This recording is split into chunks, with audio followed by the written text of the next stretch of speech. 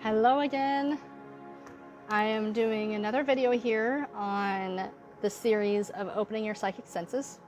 And today I'm going to talk about the ways in which we can use repetition and tools and techniques to actively engage with our soul in waking life. The last few videos I talked about the role of intention, the role of sacred space, how to engage with your soul within that meditative sacred space, and the importance of that. And now I'm going to talk about repetition and commitment. So repetition is a really, really important thing. The way that we get good at doing anything is we try and try and try again. We keep doing it.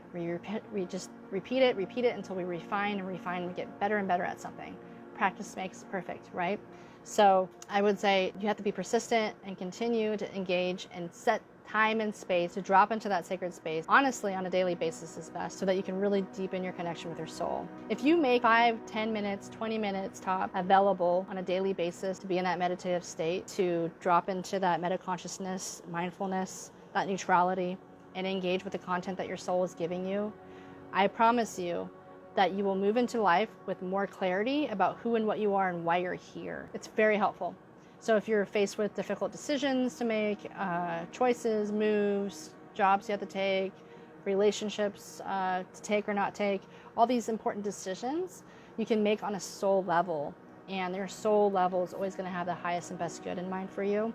And so the results will most likely be most favorable for you. So this is the way to live a life, a soul-embodied life. That's the repetition piece. Commitment. So you're making a commitment to repetitively engage with your soul, to set space aside, to work with the content that your soul is bringing up for you. But there are other ways that you can have commitment in waking life other than just doing the meditative practice. And naturally, if you do this meditative practice on a daily basis, it'll bleed into your waking life naturally without you having to do it consciously. But these are the conscious ways you can engage with your soul. The first one is dream work. You can set intentions before you go to sleep to, like dream incubation, to ask for answers to come to you in your sleep, to see the future, basically all the things you can do in meditation. You can set those intentions, go to sleep, wake up, and report your dreams. They may or may not have directly answered your question.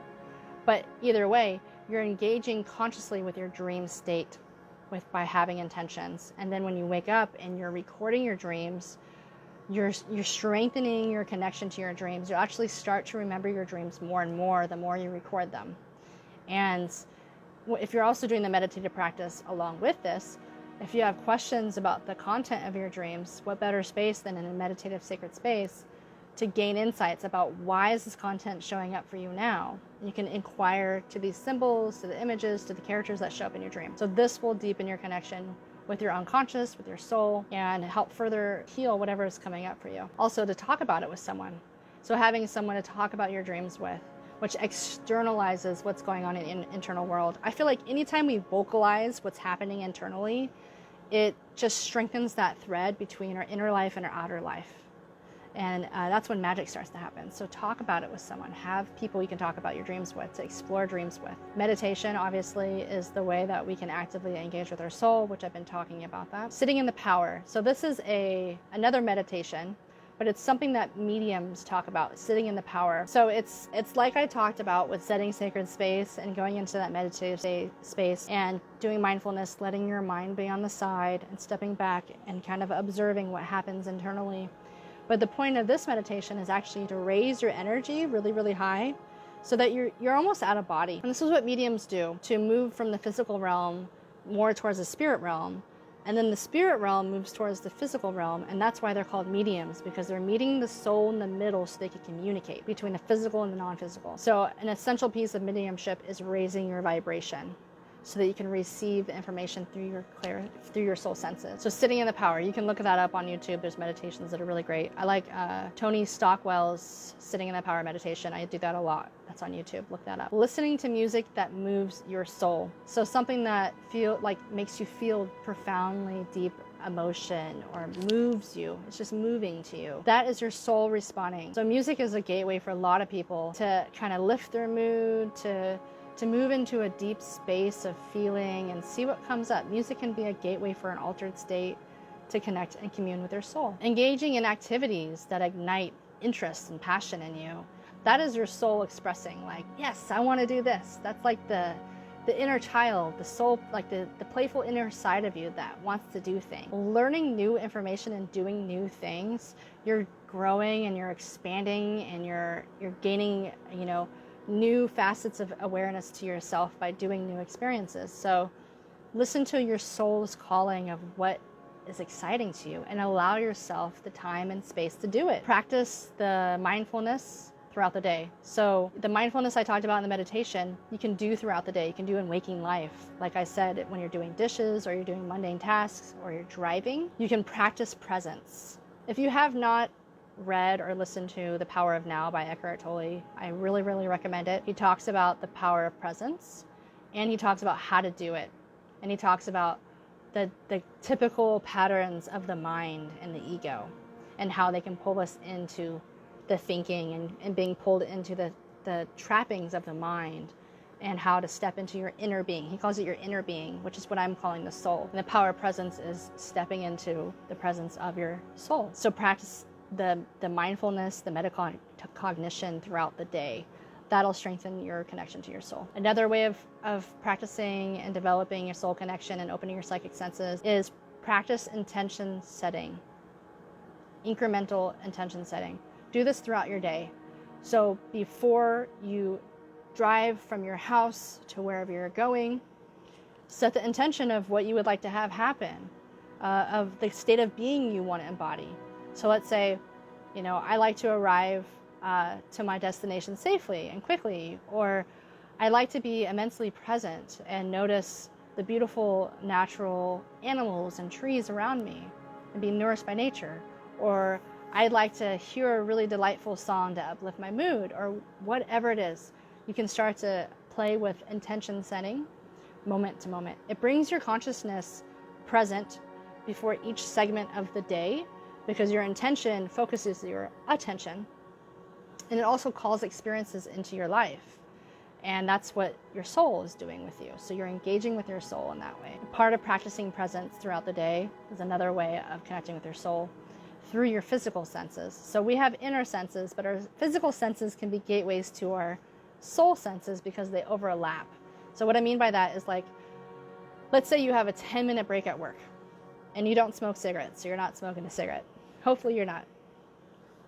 So instead of going outside to smoke a cigarette, or, you know, if you're a non-smoker, go outside and just sit and be very present and listen to the sounds that you hear. Try to narrow all your senses down to just your hearing. See if you can hear sounds that are miles away, and try to see what it is you're hearing and locate where it's coming from, and just really use your hearing. Then you can isolate your sense of smell. So close down, you know, the focusing of seeing the world and hearing the world and feeling the world, and just focus on the sense of smell. What smells do you smell? And you'll notice when you focus your attention to just smell, that the smelling is enhanced. So you may actually notice pretty gross smells, or you may notice really beautiful fragrant smells from the flowers. But this intention of doing one sense at a time of your physical senses is focusing your attention and your alertness and your concentration, which is what you need when you develop your soul senses. This also brings you into an intense presence because you're focusing on experiencing the world right now. Another thing you can do in that sitting outside, so you've done the hearing and the smelling, you can notice how your body feels. You may even do a body scan. So how are your toes feeling? The bottoms of your feet, the tops of your feet, your ankles, your calves, your knees, your thighs. And you may start to notice, like, oh, these pants are actually really uncomfortable, but I didn't notice that before. Or, ooh, this fabric on my leg feels really nice. It's cool. And when the breeze hits it, I could feel the air moving through the fabric. You know, you may refine your senses, your physical senses, and bring basically your awareness to the sensory organ of your skin. Your skin is the biggest organ in your body. And then you can bring your awareness to, you know, I did hearing, I did smelling, I did sight, I did touch. I feel like I'm forgetting one. Taste. You can bring your awareness to your taste. Like, what am I tasting right now? If you're not eating anything, you might not taste much, but you can bring your awareness to the sensation of taste also. A way of doing that is really mindful eating. So when you're eating, really bringing your awareness to your taste, to your tongue, to how it feels in your mouth, to your digestion. You can really bring consciousness to everything you're doing. And when you bring consciousness, you bring awareness, you're bringing your soul. Another way to engage your soul senses in waking life is when you are feeling confused or unsure or uncertain about life, about what's happening, about what you need to do, you can just do a little mini drop-in. And the more that you do this meditative sacred space practice, the quicker you'll be able to, in waking life, just kind of like drop in and ask your soul questions. And your soul will communicate to you through feeling, inner sight, inner hearing, and all those clairs. And the last thing that I have here to recommend is be more embodied. And what I mean by that is move your body, be in nature, do physical things, and be present when you're doing them. So what's great about physical expression is that our awareness, like we can move our body without really thinking about it. Like I'm moving my arms, but I'm not really like fully present with focusing on moving my arm this way or that way, right? But you can do body movement, exercise, maybe biking, something physical, and maybe even just walking through nature. You can bring your consciousness into the body movement. Like, how does it feel when I walk, like a walking meditation? With have my one foot touch the ground, the other foot touch the ground. How am I holding my body up right now? What part of my foot touches the ground first? And just be really inquisitive and aware as to how your body is behaving. And those are all ways to engage your soul in waking life. And again, these are all really, really important things to do, to just bring presence, to bring that meta consciousness, that observer consciousness present in your waking life, which is the way that we will embody our soul, basically ultimately merging the physical and the non-physical together every moment of our day, which is really profoundly empowering. So that's it for this video. The next video, I plan on talking about practicing soul-to-soul communication. So basically opening your psychic senses beyond your own soul to communicate and receive information from other souls. And this is what like typical psychic development, mediumship practice is about. Psychic development is living soul-to-soul connection, communication. Mediumship is soul-to-soul communication from living to non-living, from physical to non-physical. They're both doing soul-to-soul communication. And this is, I think, a really important piece to developing the soul senses, because you know, with our own stuff, it's easy to be too close to our own stuff to really feel like anything magical might be happening, let's say, even if magical stuff is happening.